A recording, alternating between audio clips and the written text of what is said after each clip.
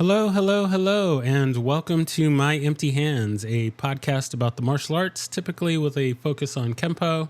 I am Reggie Darden, and today I have another wonderful guest with me today. I've got Chris Roberts here with me, and yeah, we're gonna kind of deviate a little bit.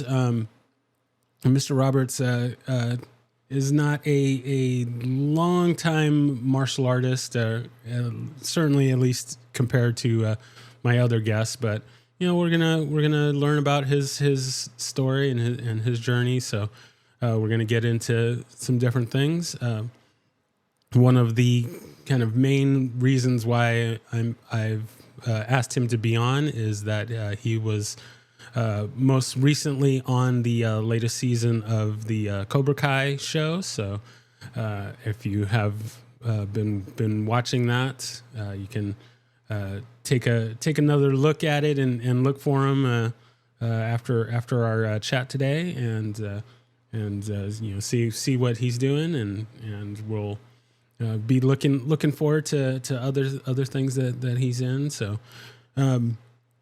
Yeah, we'll probably be a little less martial arty on this show, but he's been in the movie biz for a little while now, so I'm interested in hearing more about kind of how that whole process works, and so we'll get into that, and we'll just kind of get into his life journey and learn more about him. So we'll turn it over to you. I guess we'll start with your martial arts training and kind of how that part of it started, and then we'll move into the Cobra Kai stuff. So yeah, how did the martial arts find you, and how did you get started with that? Well, Reggie, as we said, I'm not heavy into the martial arts. However, growing up, I did have the privilege. I grew up with an older brother who was, in fact, a college wrestler. So street fighting and what have you was always part of my journey growing up. Um, I would go to the local Taekwondo dojo and hang out with George Etzel. He was the sensei there, still is the sensei there. And you know, I dabbled. I wasn't really. I was a football player. This, that, and the third. So saying that to say, as I went on in life, I've always been into weight training and in the gym, boxing gyms. I did some boxing training, the taekwondo training, and later on in life, as we said that I started training in Tai Chi, the discipline of Tai Chi.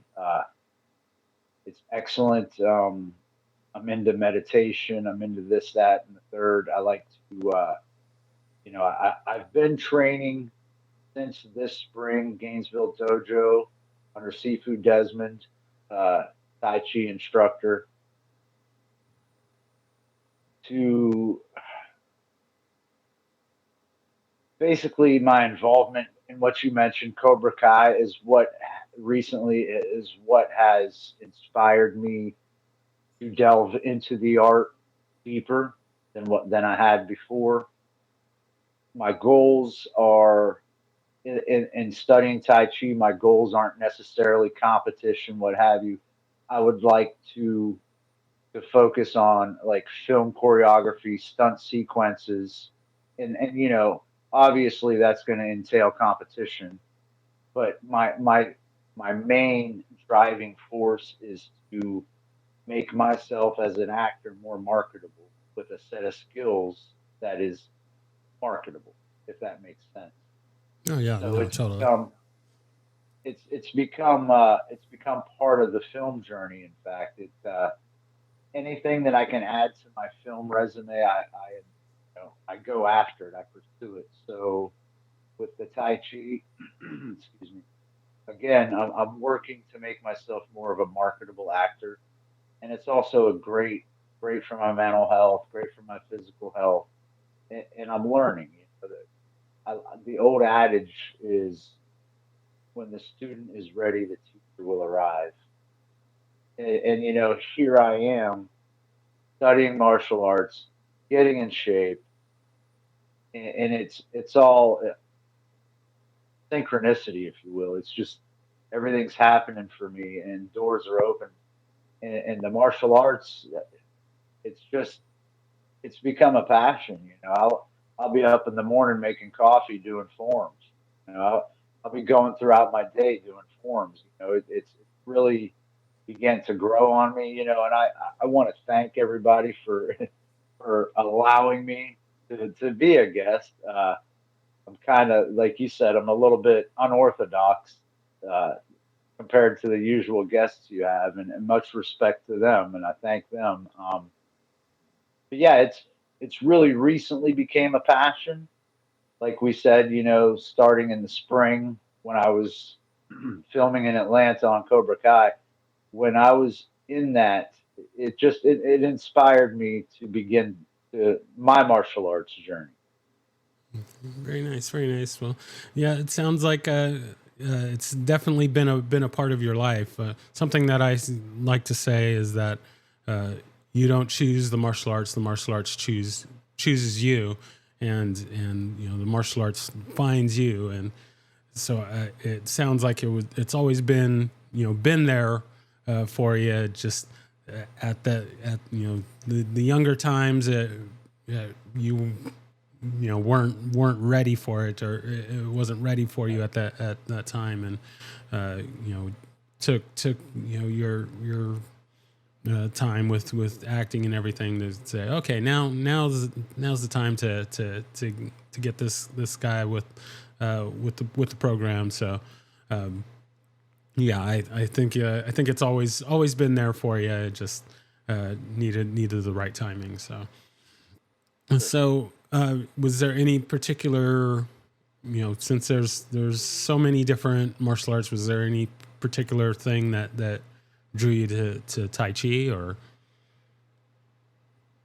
Well, yeah, basically the probably a lot of it is the meditation aspect. Uh, you know, the, I don't know. It's a very fluid art to me. It feels natural. And mind you, I could probably apply that to any art that I would train in. But Tai Chi, just for some reason, it seemed to be the art that I wanted to pursue. And now that I'm into it, I can, I don't know. It's just it seems to be the art for me. Um, I briefly mentioned I worked in boxing gyms, uh, worked with people that are BJJ, and the various arts, and that's all well and fine, and it's like from what I gather in my infancy in this, it's just something that, like anything else, you feel it. You know what I'm trying to say? Oh, So it was totally. just, it's always been Tai Chi. You know, I like Wing Chun. I like Jeet Kune Do. I like those. I don't know. It's just, I guess I watch too much Ip Man. Yeah, that's a good one to watch. So Yes, sir. But I've always, and the just the Western or the Eastern philosophies and this and that are behind the arts are also inspiring to me just as much as studying the art itself. okay, yeah, very very nice. Uh, you're still early in the training, but since you mentioned getting into 'cause the fight choreography and stunt work and things like that, have you started kind of eyeing the next style or system that you can get involved with, or uh, Well, maybe some Kempo karate. Huh? uh, we'd love to have you. We'd love to have you. I'd have to There's give. a lot of great teachers out there. So we'll definitely get you connected with some and get you rocking the kempo. So That'd be all right. very That'd be nice. all right. Very nice. So, You know, I oh, go ahead. go ahead. No, go ahead. Oh, I was briefly going to share that growing up, a young lad, I grew up in Northwest Pennsylvania, and my best buddy in the whole world. It used to just, I would be so full of awe when we talk about it. His uncle was a stuntman for Chuck Norris. Oh, very nice. So, so from a young age, there was that influence. You know what I'm trying to say? I Hmm. mean, it was like anytime we'd be around new friends, I'd be like, "Hey, his uncle's Chuck Norris, one of Chuck Norris's stunt team." I was always like, "It's so cool, it's so cool." And now here I am. But anyway, uh, John Barrett's his name, and he actually runs a facility, I believe, in California now. But I just wanted to share that little tidbit about how it was so cool growing up, knowing somebody that did stunts for Chuck Norris. Oh yeah, no, I can definitely relate. As we mentioned, or as we talked about before we started recording, I I have some friends that are in the industry, and kind of most notably, well, I will mention that one of my friends is was a stunt person and background guy on both Black Panther and on Avengers Infinity War. And when I heard that he was going to be on it, it was like, oh my god! Like I gotta look and see. I'm watching closely for when he pops up on the screen, and you catch a glimpse of him, and I'm just like, jumping up out of my seat, screaming, and it's like, oh my god, I know that guy, and that's pretty exciting, and I have some friends that have been in movies, and so anytime it kind of they pop up, it's like, oh well, like yeah, I know a guy that was in that, or I know a girl that did this for a particular movie, and yeah, so that's really exciting. And then with now doing the podcast, getting to speak with people in the industry, and it's like, oh, well, now we're friends. So, today I deem the Karate Kid day because I got to speak with Daryl Vidal this morning, and so that was really exciting to speak with someone that's involved with a movie that's influenced so many people to get involved in not just karate but the martial arts, and just such an iconic movie that to have someone involved with that, and it's like, oh well, we get to talk and then realize, oh well, we have all these things in common. He's from San Diego, like me, and trains in Kempo like me, and so it's just exciting. And he works in IT and all that stuff, which I won't spoil everything for the episode, but yeah, I can totally relate to being connected with people in the biz. So yeah, it's kind of surreal when you're now part of it, and so. Absolutely. Mhm. Yeah, that's kind of how I feel about being part of Cobra Kai.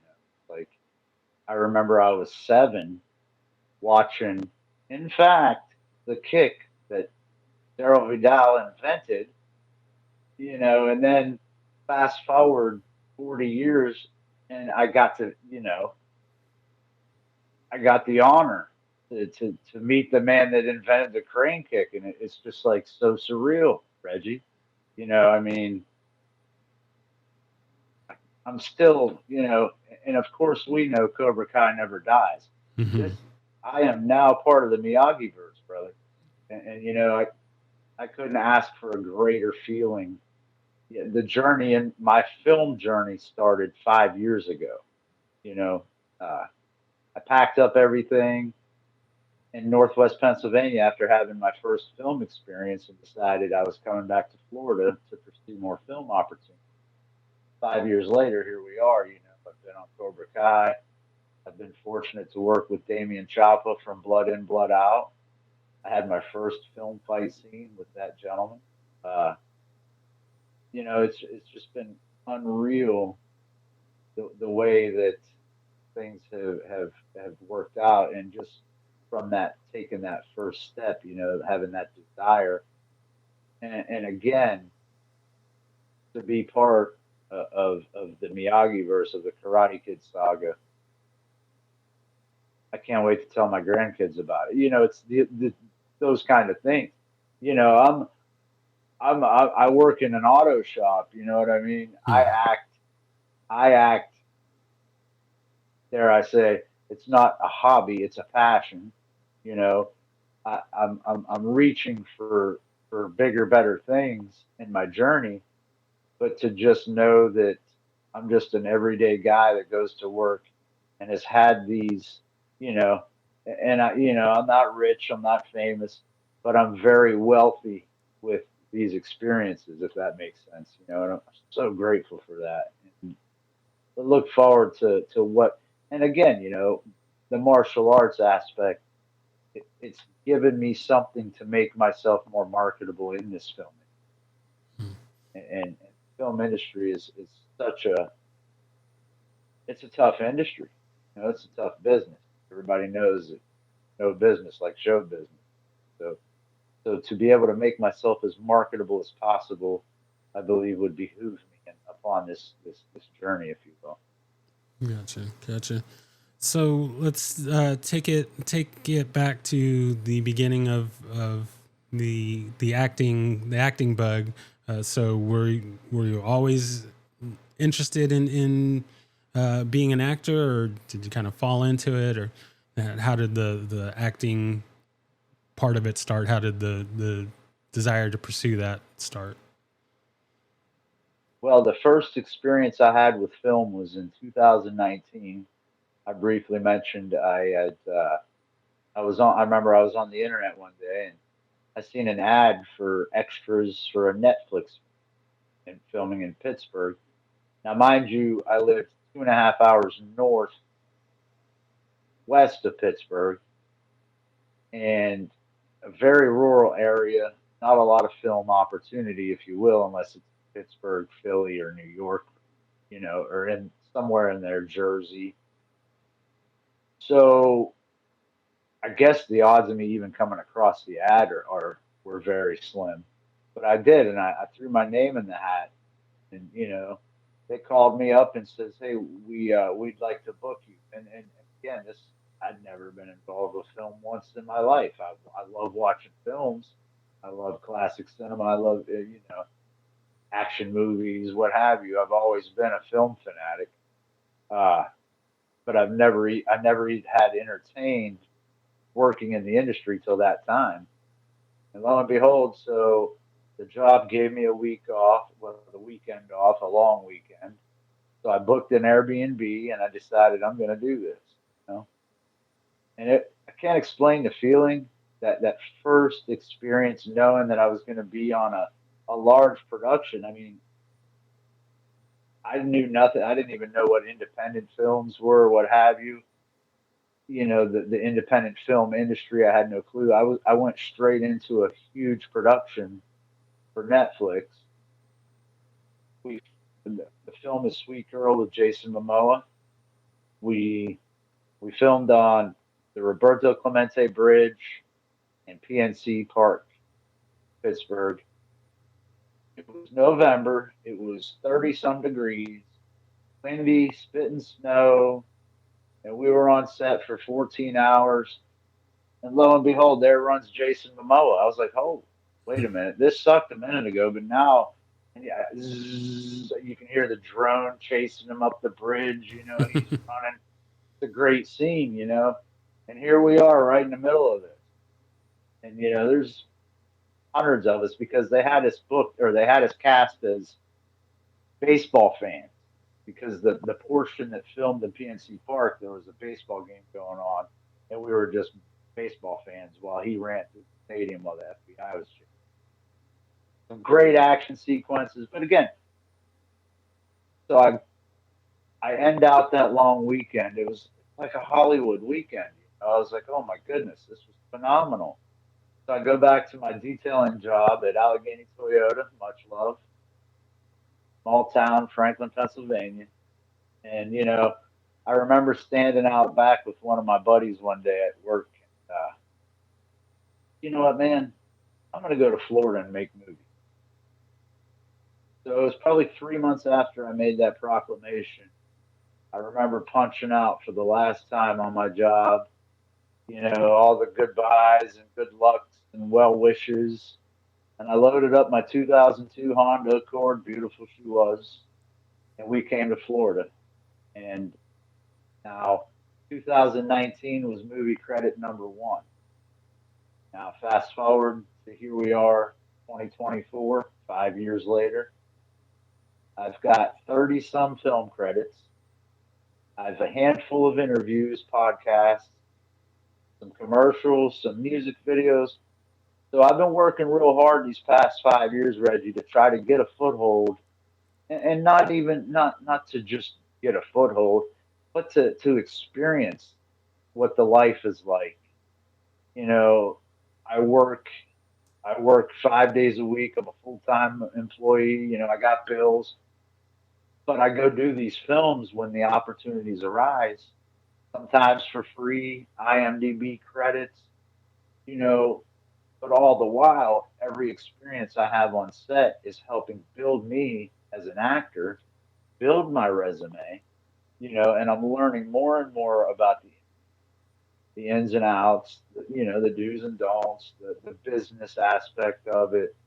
And what I've learned is I have agents, I have representation, but at the same time, it was me that knocked on the doors. It was me that made the sacrifices to go do film work for free, for a credit, to build a resume so I can present. You know what I'm trying to say?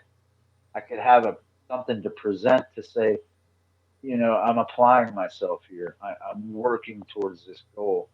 And when the door opened to be on Cobra Kai, I don't think I'll ever be able to explain what that feeling was.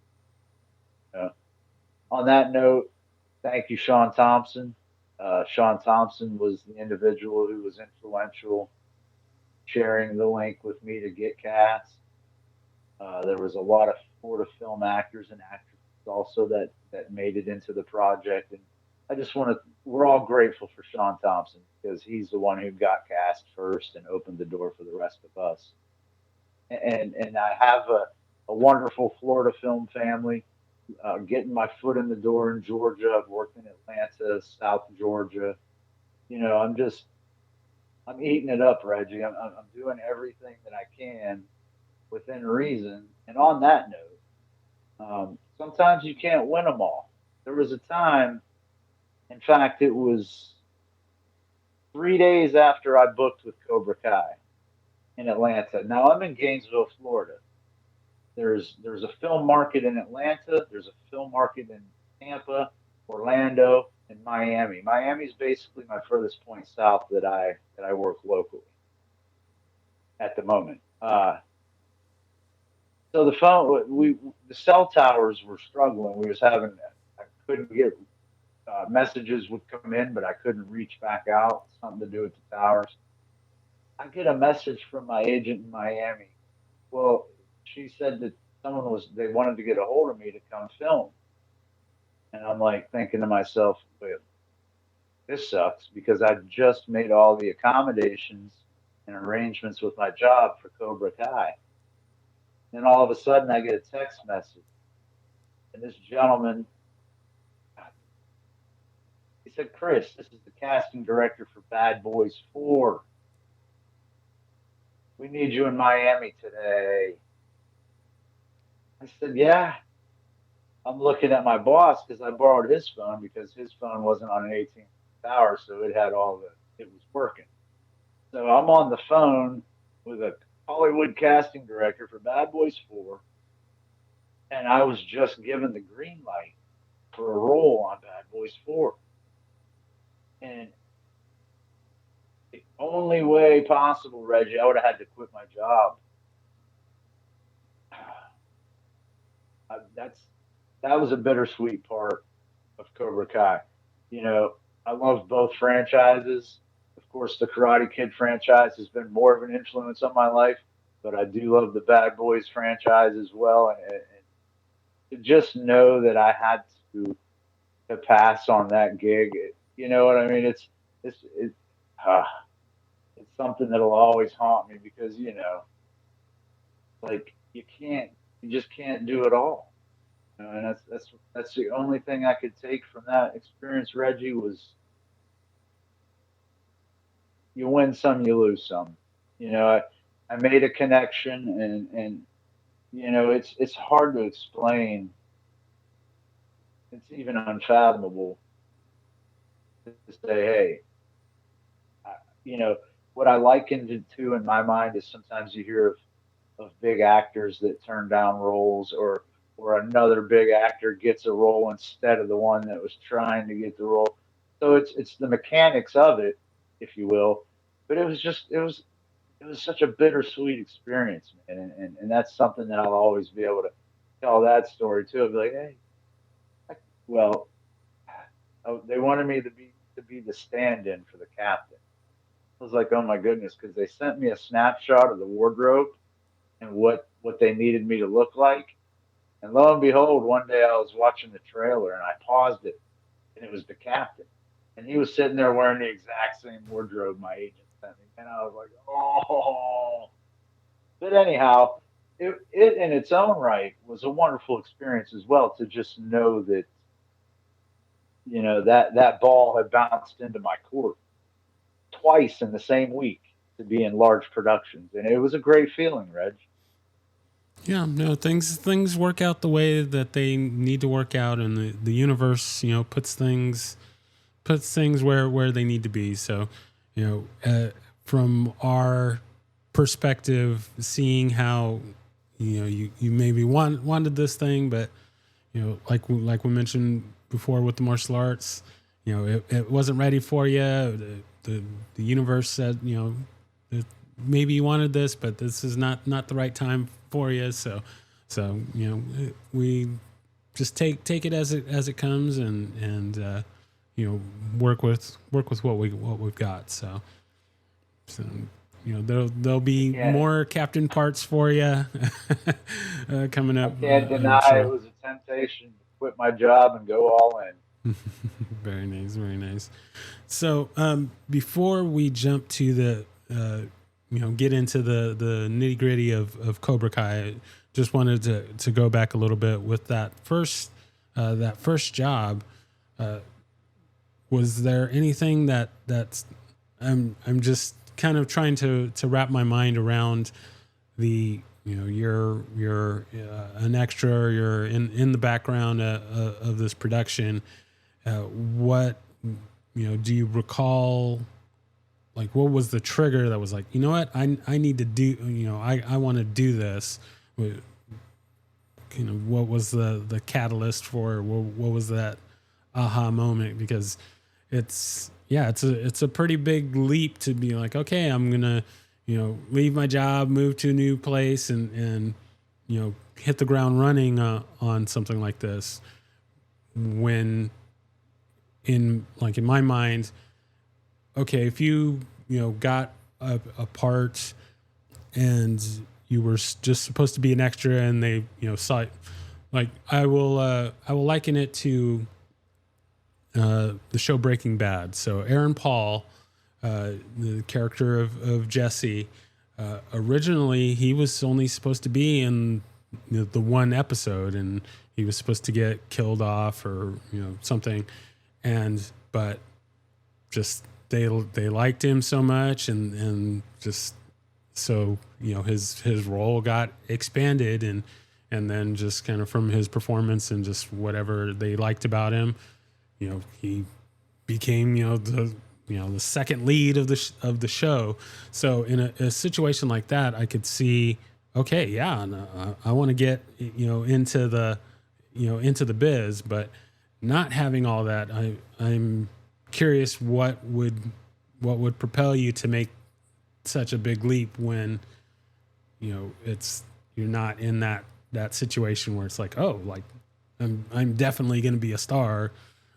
So I'm just kind of curious what the thought process was on that.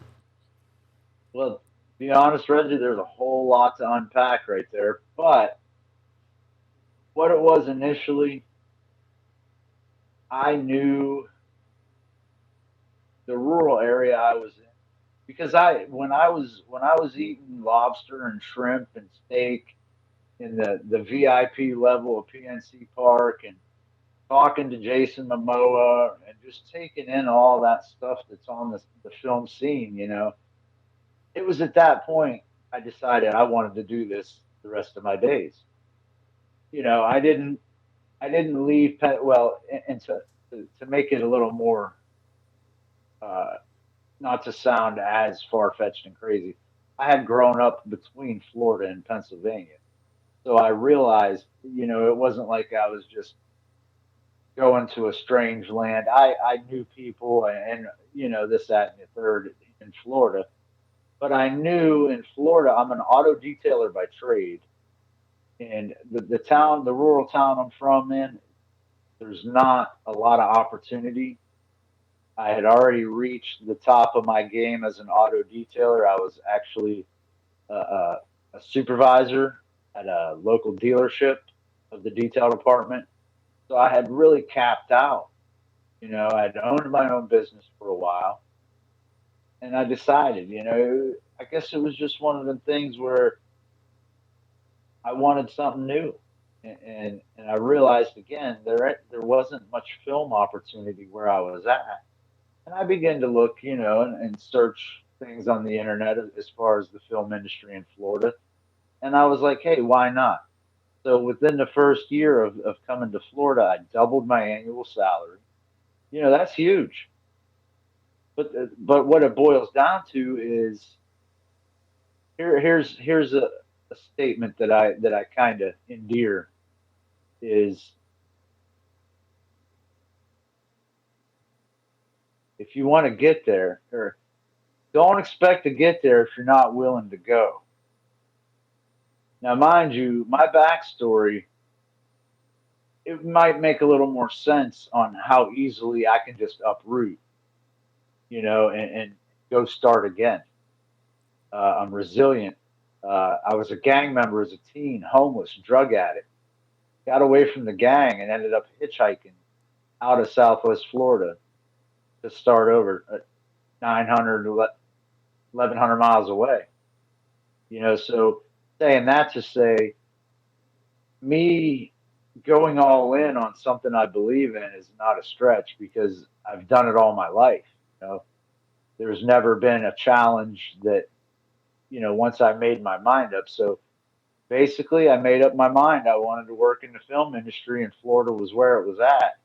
And obviously, there's Atlanta, there's California, there's New York, but I knew people in Florida, and I love Florida. It's beautiful here. The hurricane seasons are kind of a bummer, but love Florida. So anyway, yeah, and like I said, I made that sacrifice, and I am certain many, many, many people thought I was insane, and they probably still do, but that's okay. Anyway, I yeah, it was a big risk, Reg. It's not something that your everyday guy would just pack up and do. Um, and maybe again that goes back to that the synchronicities of the universe. Maybe there was something different for me out there, and who am I to say if I wouldn't have took? I mean, I'm so glad I decided to do what I did. And again, it was a bit absurd. It was a bit far fetched. And I tell you what, you probably wouldn't meet an actor or actress alive that doesn't have a similar story of how crazy pursuing this industry is. I mean, and I have some podcasts coming up where we're going to speak upon the mental health of the artist because there's a lot of ups and downs even for the A-listers. They go through seasons where you don't win them all in this industry, Reggie, and you got to learn to accept that. But back to your question, I knew if I was going to pursue film, it wasn't going to be where I was at. That was plain and simple. So I made the decision it was time to make a change. And in the case, yes, sir, it was a drastic, but here we are. Well, yeah, no, you're definitely in good company. So in the Kempo world, there is a very popular, prominent figure, actor, actor and martial art. Well, martial artist first, and actor second. But Jeff Speakman is has a tells a similar story to you in that he left his home and packed up his car, went to California, and to try and make a name for himself in the industry, and was fortunate enough to get things going to make the quintessential Kempo movie, The Perfect Weapon. So if you haven't seen it, I highly suggest that you check it out. It is a movie that inspired me to get involved in Kempo, and many others, I'm sure, as well. And yeah, you have to chase your dreams and throw caution to the wind in order to make things happen. So that drive will certainly take you places, and yeah, I'm excited to see what comes up next for you.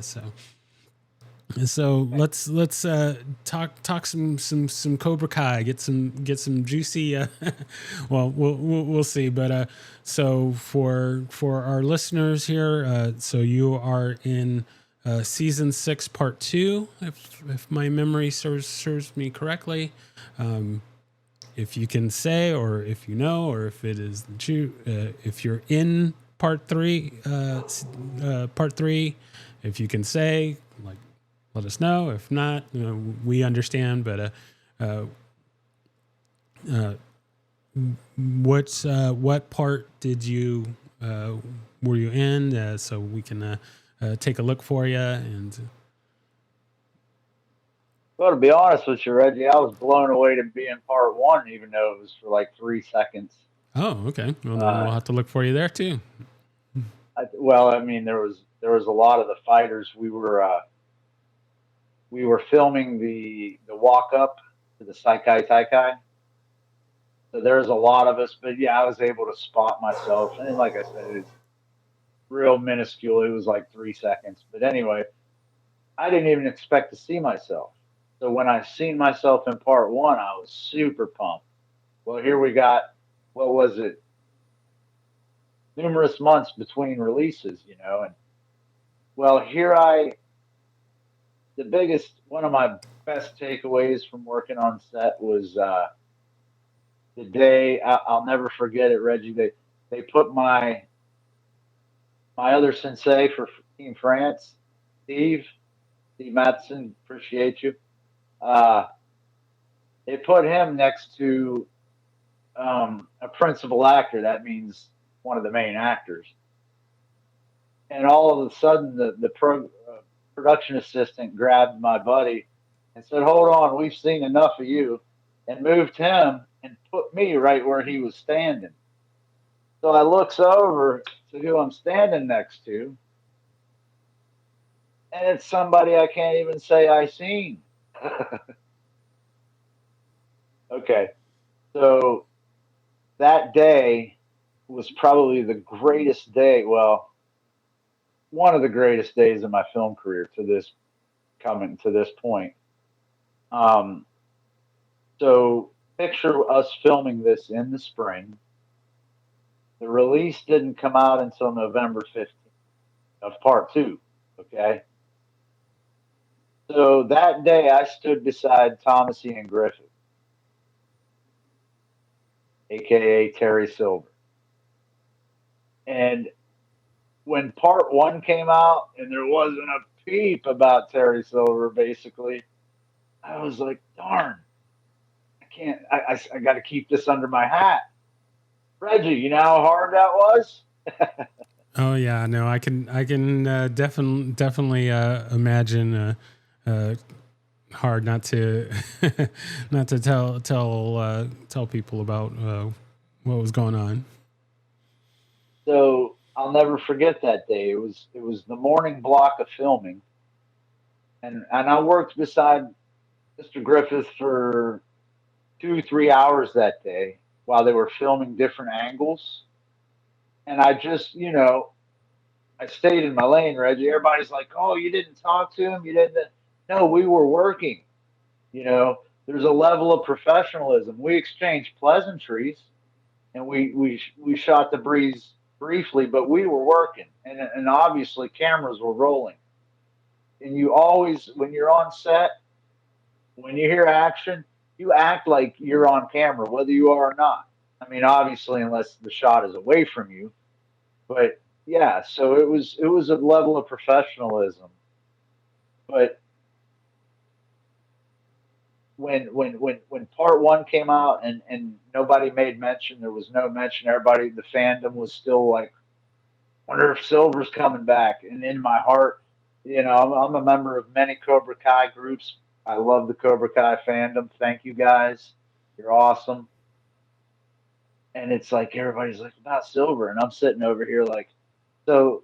Long story short, when it dropped on the 15th, and I seen myself standing next to Terry Silver, not only Terry Silver, but John Kreese was in the shot too. I was featured with the two of those guys. I was like, oh my god, and then I was able to share. I was like, you guys understand what I went through now? That like that 5 month period of like, oh, it's like the coolest part of the season. This guy coming back, and when he's back, I'm standing right next to him. It was so surreal, you know. And granted, I'm an extra. I'm a featured background actor. You know what I'm saying? My goal in this is to become more like them. So it's like that was a huge moment. And another great moment was obviously working with Mr. Zabka, Mr. Machio, you know, Mr. Cove. So many great actors, and the Cobra Kai actors are phenomenal. The Cobra Kai, or the I'm sorry, the Miyagi Do actors, phenomenal kids, man. So full of life, such a bright future. That inspired me in its own right. But I remember people, there was times to get photos and autographs and talk to the guys and gals, but I didn't get a chance to get Ralph Macchio's autograph, and I really, really, really wanted to. Just the way things transpired. I got close to him, and then somebody was taking a picture with him, and apparently he accidentally hit video, and Ralph was like, "Nope," he was done. He's like, "You're not making a video of me. Take a picture, yeah." So that ruined my opportunity because I was next up. But anyway, I did manage to. We crossed each other's paths and we locked eyes, and I was just like, "Holy cow, man! I'm looking at the Karate Kid," and I was kind of fanned out, and I was like, thank you for framing my childhood. And he kind of smiled and looked at me, and we're shaking hands at this point, a firm handshake. He smiled and looked at me, and he said, "Thank you for being here." And I was just like, "Holy cow!" I just talked to the Karate Kid. I'm working with the Karate Kid. I'm working with Johnny Lawrence. All these guys, and it's like, pinch me. I'm dreaming here. So even just as a background actor, I mean, I was a featured background actor. I had a character role. I was the sensei of Team France, you know.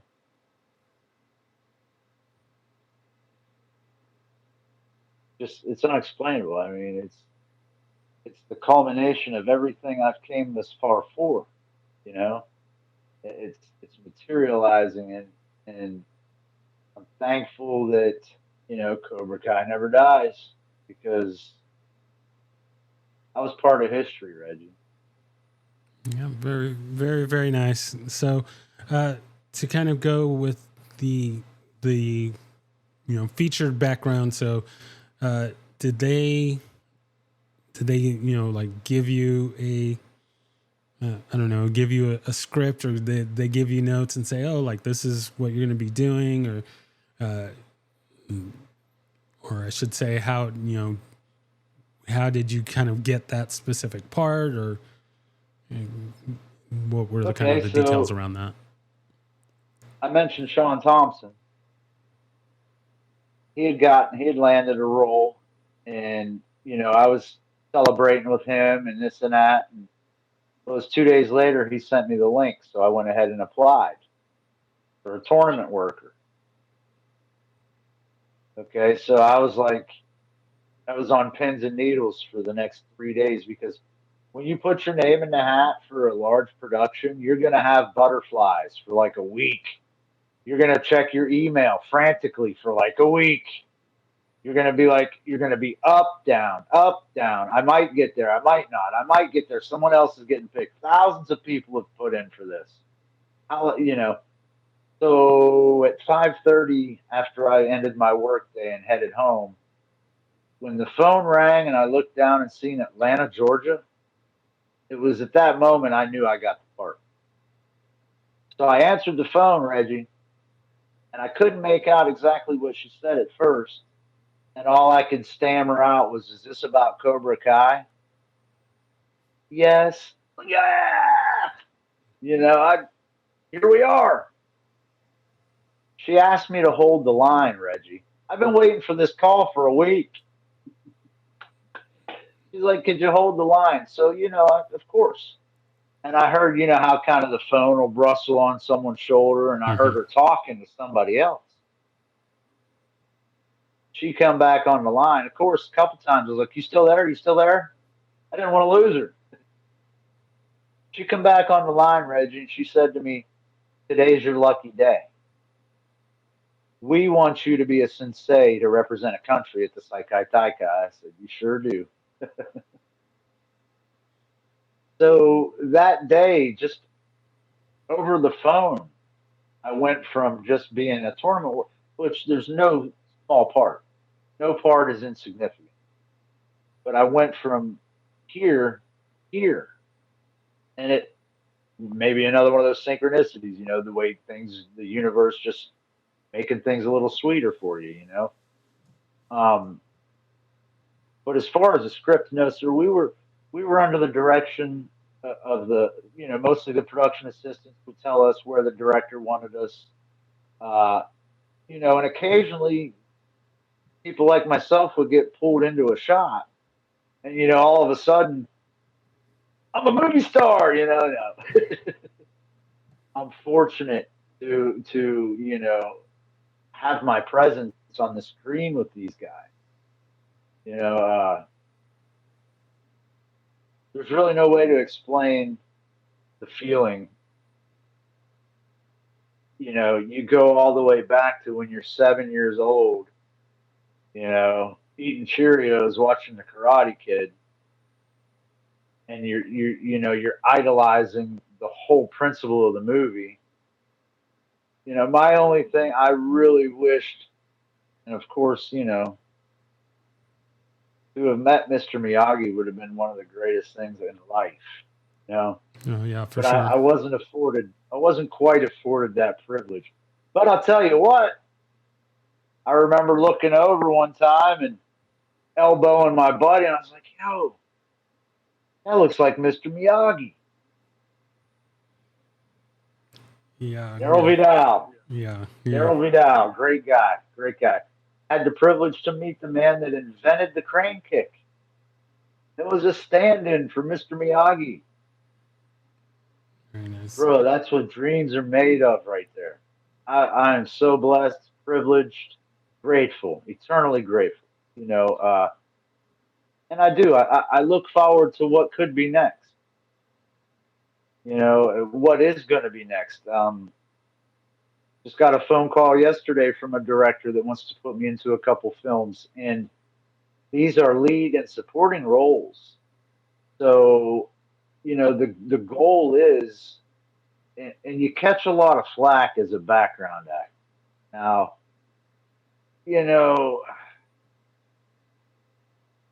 some established actors will kind of look down on you if you call yourself an actor, but you don't have lead or supporting roles. If that makes sense. I mean, not all of them, obviously, but there is a separation. There is certainly a separation. Um, but I'd like to say there's got to be, and I know there's a lot of actors that got their start as background actors. Michael Keaton ran the trolley on behind scenes of Mr. Rogers' Neighborhood. That was Batman. That's how Batman got started. You know what I'm trying to say? Oh yeah. So so it's encouraging to me as I watch myself progress. You know, the age old saying, "Suit up and show up." You know, I've tried to avail myself to anything film I can over the past 5 years, brother, and you know, I've gotten to the point with family and friends, you know, where we kind of joke, you know, what's next because something's always happening. The industry is a buzz. There's always opportunities, you know, and I talked to a lady from Hollywood who's actually an executive producer in the television industry out there, and she explained to me. She said, "Chris, it's not who you know, it's who knows you." And I got a hold of that, Reggie, because you know that she's right. You know, I've became, and it's really tough with social media right now because if you're on social media too much, you know, you're either, I don't know, it's hard to explain. There's real life outside of social media. It's a great tool, however, but I put myself out there a lot, man. You know, I really do.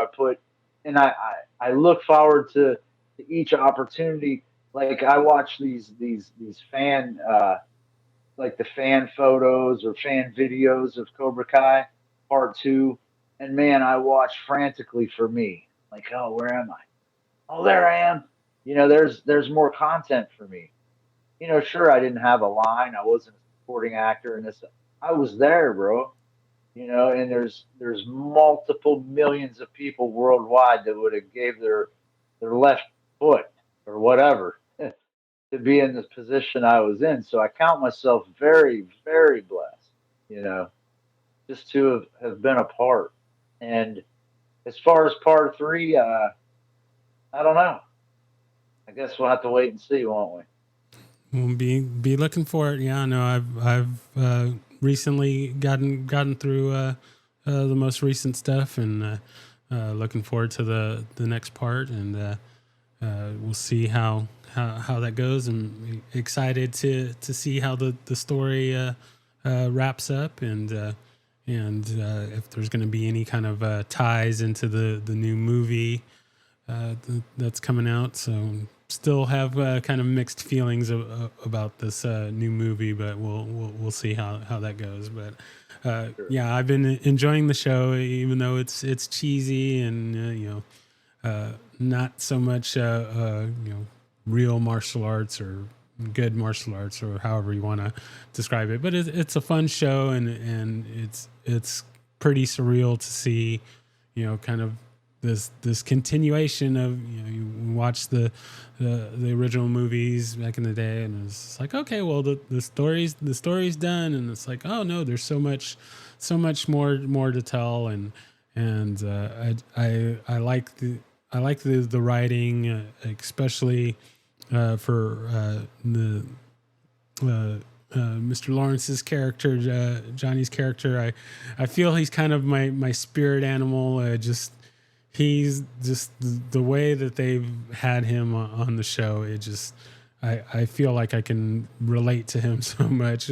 Whether or not that's a good thing, I'm not sure. But I just crack up every time he's on screen, and just the things that he says, and kind of his kind of trapped in the 80s kind of outlook. It just really kind of speaks to me. So I have fun with that. So so now we're gonna move into kind of what I call our lightning round here. Just some kind of questions as we kind of head towards a close on our time today. Since you're not a Kempo stylist yet, we'll have to kind of modify these a little bit, but we'll just kind of throw it out there. So I'm going to change this first question up a little bit and kind of steal from another podcast that I listen to, the Everyday Martial Artist with Brian Doucette. So folks are not listening to that podcast, you should definitely check it out. But I'll go ahead and ask, and I think I have an idea of where you're going to go with this one, but we'll see. But do you have a favorite martial arts movie?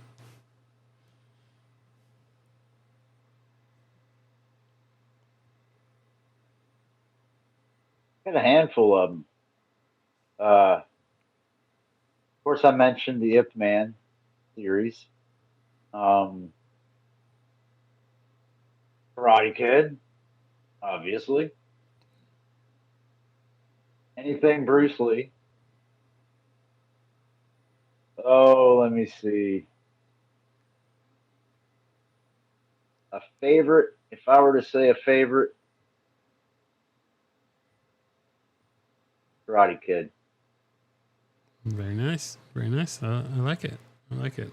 I was kind of I was thinking you were gonna say a Chuck Norris movie, but Karate Kid is a great answer, and very inspiring movie. Got a lot of us into the arts. So, and just a really good message, especially with kind of today's times and how young people are kind of on a different path these days.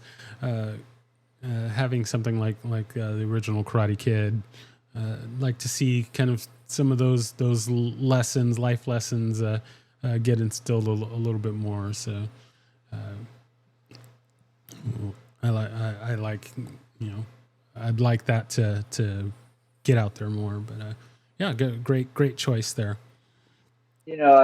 I liken it unto Danny LaRusso was the underdog. They bicker about it all the time in the fandom about how Johnny Lawrence is really the Karate Kid.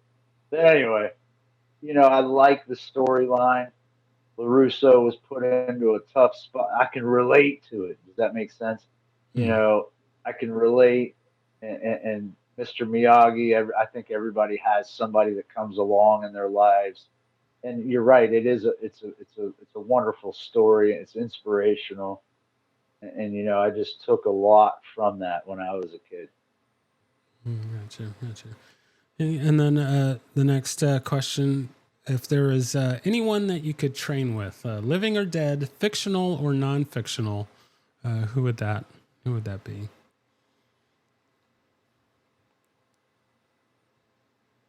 Mr. Miyagi. Very, very good one. Yeah, that is also a great answer that I like. If there's anyone to learn from, that's definitely the person to learn from. So I like it.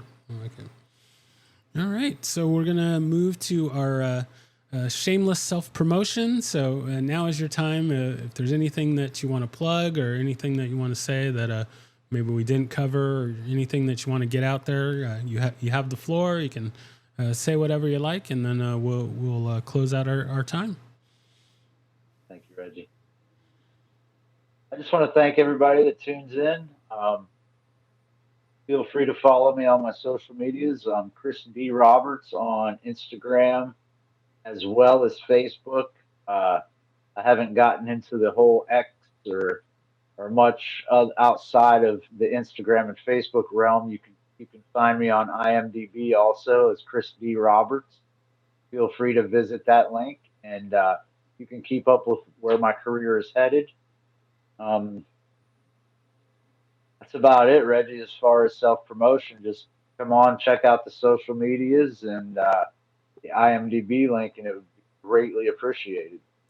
Right on. We'll do, and we'll put those on the show notes, and make sure that we all keep an eye on what you're up to and what you're doing next. And when you when you're getting that Oscar, we'll be like, oh well, yeah, we met him when he was starting out. So yeah, looking forward to seeing what comes next for you. And yeah, I thank you so much for taking the time to chit chat with me. And we'll definitely have to do this again and keep an eye on what you're doing. So thank you so much for being on. Thank you for your time, Reggie, and thank you to the audience again. Thank you for listening to My Empty Hands. If you enjoyed the show, please share it with a friend. If you didn't enjoy it, please share it with an enemy. If you'd like to be a guest, or if you would like to recommend a guest for the show, please email me at podcast@talkingkempo.com. Thank you.